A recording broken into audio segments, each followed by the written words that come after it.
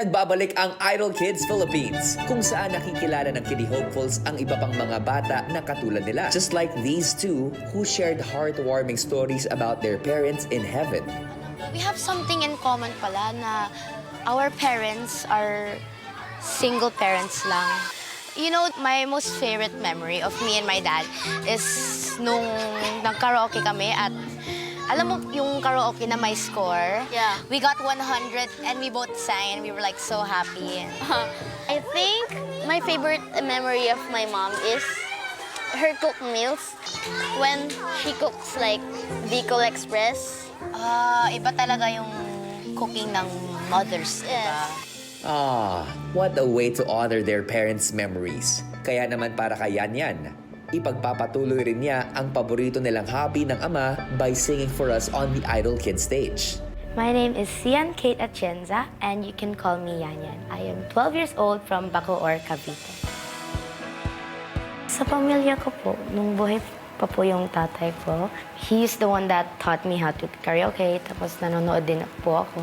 He passed away from a motorcycle accident noong 2021 po. I was 8 that time po. Nung namatay po yung tatay ko, sobrang hirap po for my family. My mom struggled so much with dealing sa negosyo po niya. Kasi originally, it was them two that started the business. Siyempre, ikaw nanay, ikaw tatay. Tapos lahat sila, yung tatlo kong girls. So, iba yung pagdisiplina sa mga dalaga. Kung hindi, baka mali ng direction sa buhay. Tama ka dyan, Mommy. That's why, isa sa mga pinaka-importanting lessons na itinuro niya kay Yan, ang pagiging kind and generous. I'm kind of generous, yeah. Like when it comes to my friends, not just friends, my strangers, I'm generous.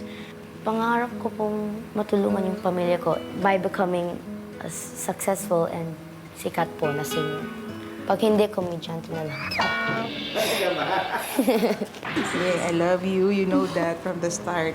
Sana, i-guide kami ni Lord na mapalaki ko yung mga anak ko, lalo na ito si Sian, kasi among kasi sa mga kapatid siya yung elementary pa lang. Mom, you have so many sacrifices for me talaga. I'm so very grateful for you, Mom. Love you, Mom.